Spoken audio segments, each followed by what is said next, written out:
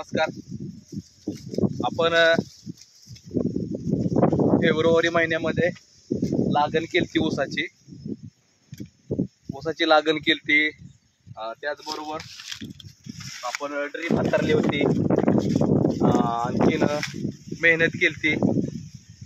असं सगळं करून आपण 3 महिन्यामध्ये खूप मोठा ऊस आणला होता.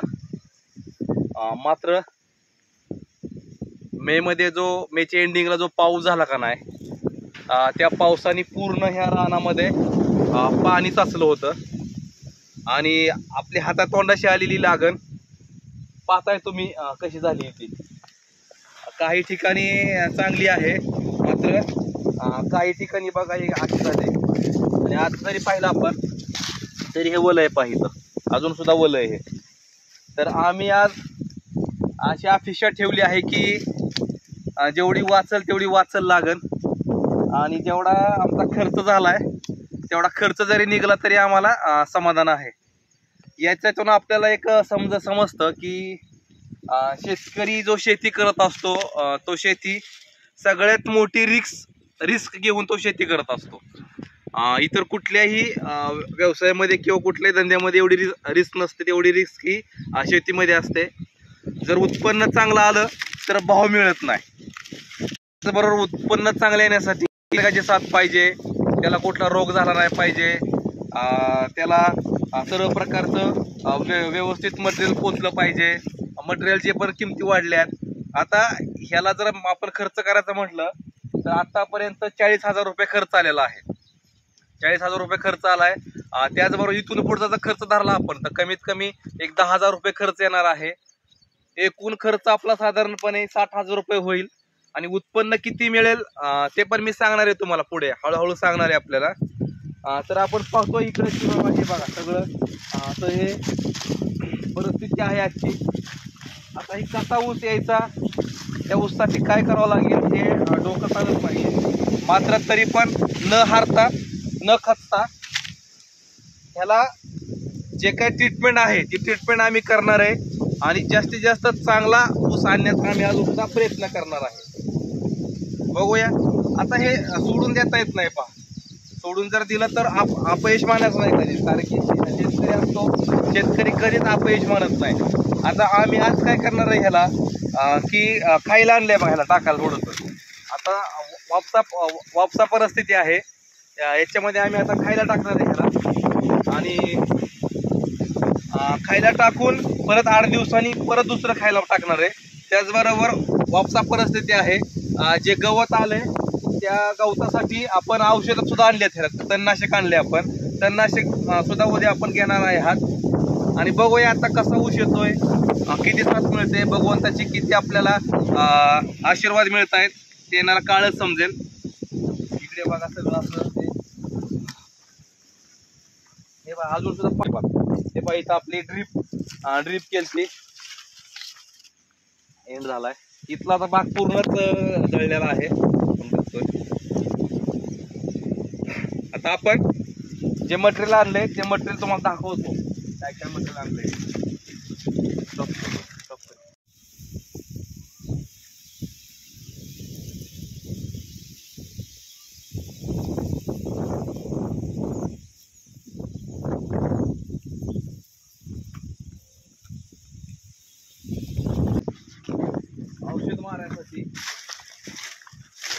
औषध मारण्यासाठी पाण्याचा बॅलर भरून ठेवलाय. औषध उद्या मारणार आहे तणनाशक ह्याला. त्याचबरोबर आता काही ज्या ठिकाणी पाणी साचलं नाही का नाही त्या ठिकाणचा ऊस बऱ्यापैकी आहे, आणि आपण आता तोच जास्तीत जास्त वाचवण्याचा प्रयत्न करणार आहोत. जो ऊस आपण करणार, कारण की ऊस सगळा सोडून देणं हे शक्य नाही आता.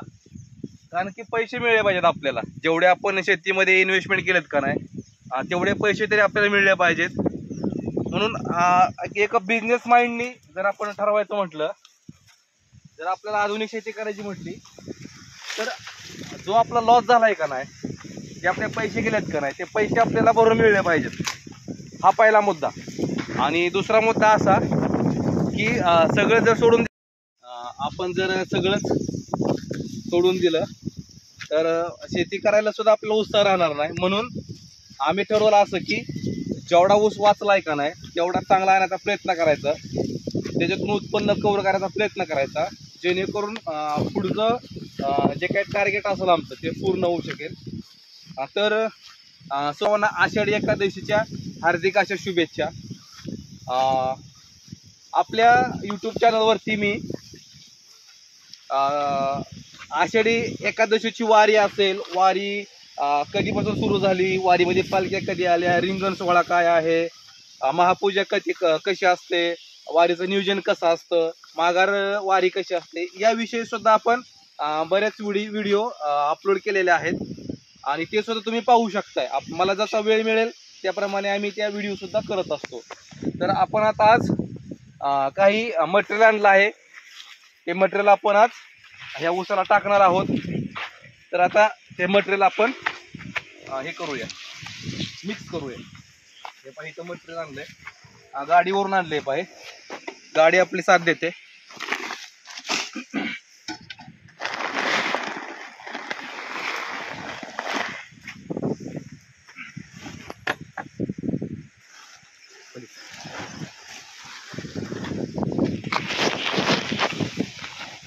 हे असं पहिल्यांदा हातरून घ्यायचं, आपल्याला मिक्स करायला लागणार आहे. आता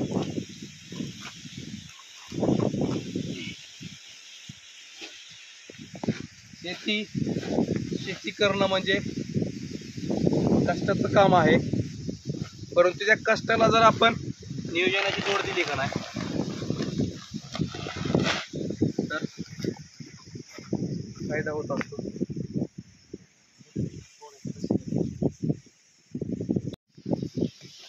हे असं जुगाड लावले, आता त्यावेळी कापायचं होतं, त्यावेळी कापलं होता. असं कापलं की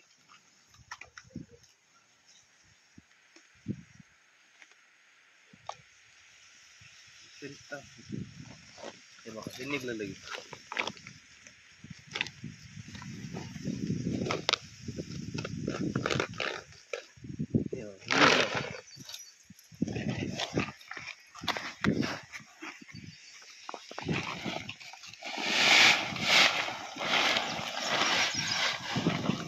हे आपण ह्युमिक आहे, ह्युमिक टाकणार आहे, ह्युमिक, युरिया आणि मायक्रो न्यूट्रिएंट. मायक्रो न्यूट्रिएंट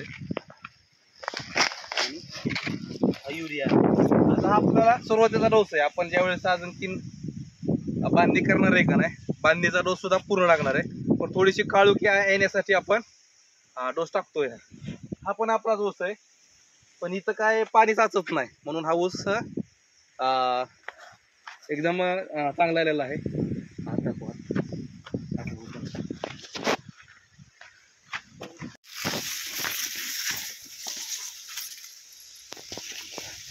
खाली दाखवायला बोडा दाखवायचा असतो.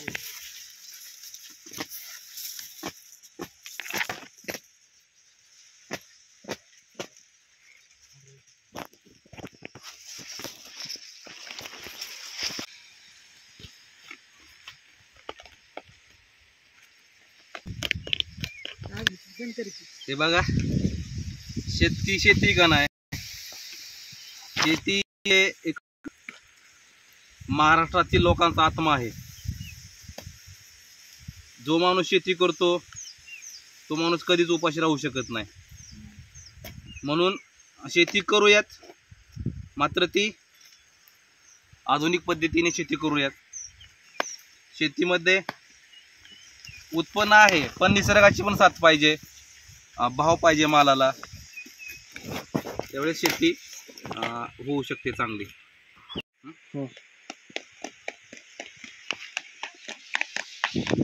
तेव्हा हे कंपन्यांनी द्वारा सोडण्यासाठी पॅक पण होतोय, द्वारा पण सुटतोय, असे चांगली पद्धत यूज केली आहे.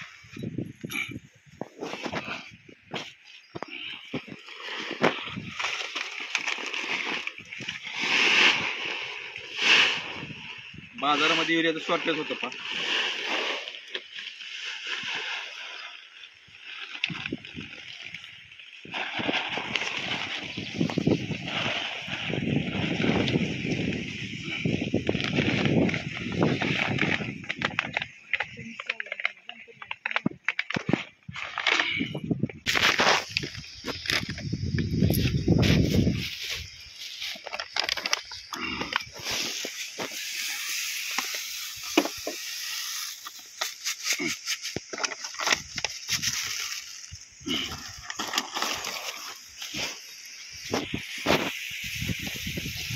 हे खोऱ्याने मिक्स करायचं.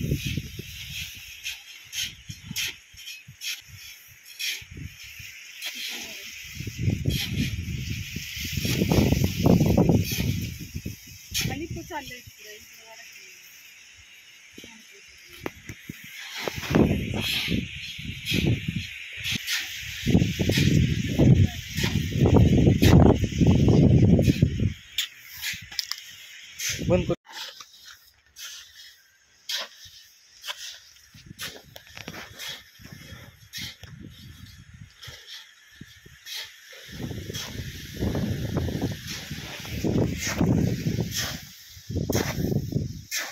अशा प्रकारे आपण सगळं मिक्स करून घेतलेलं आहे.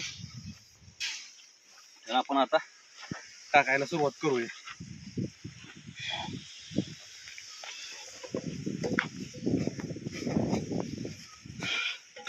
जमेल ही बरं.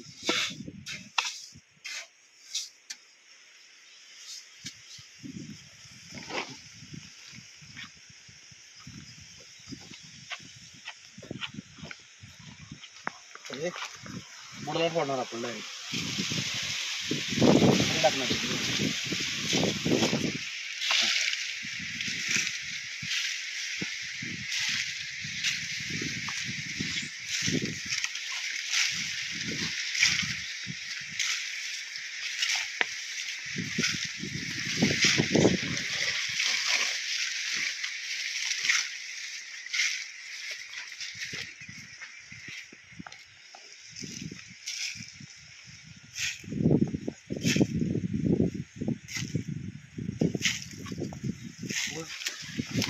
ऊसाच्या डायरेक्ट सोडायचं म्हणजे